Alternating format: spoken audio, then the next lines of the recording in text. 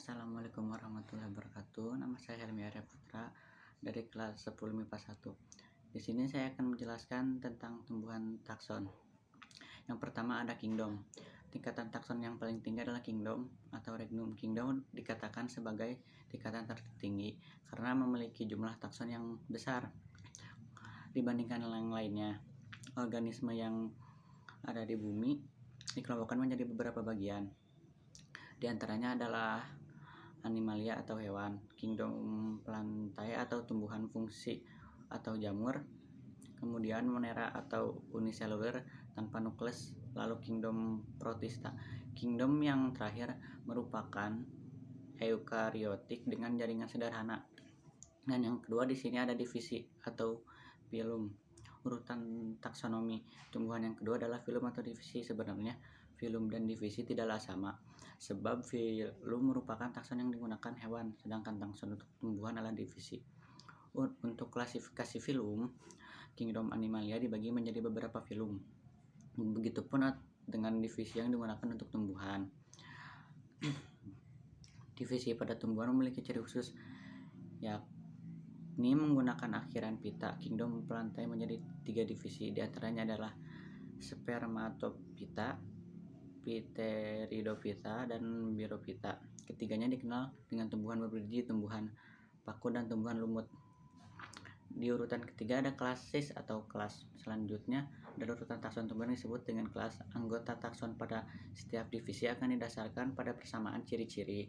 Untuk tumbuhan memiliki nama kelas dengan akhiran yang berbeda. Di antaranya adalah Edoneae, tumbuhan biji tertutup, Opsida, dan kurung lumut, dan Picceae atau bisa disebut alga. Untuk divisi Birophyta diklasifikasikan menjadi 3 kelas.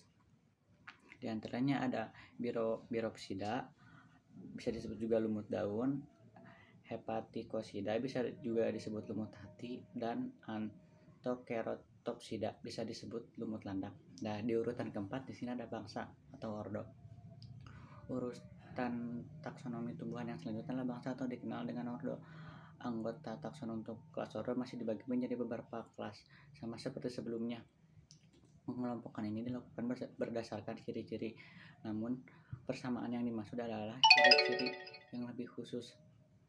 Nama ordo untuk setiap tumbuhan biasanya diakhiri dengan ciri khas dengan akhiran ales. Contohnya adalah kelas Dicotyloneaceae dengan ordo Solanales, Cucurbitales, hingga Poales.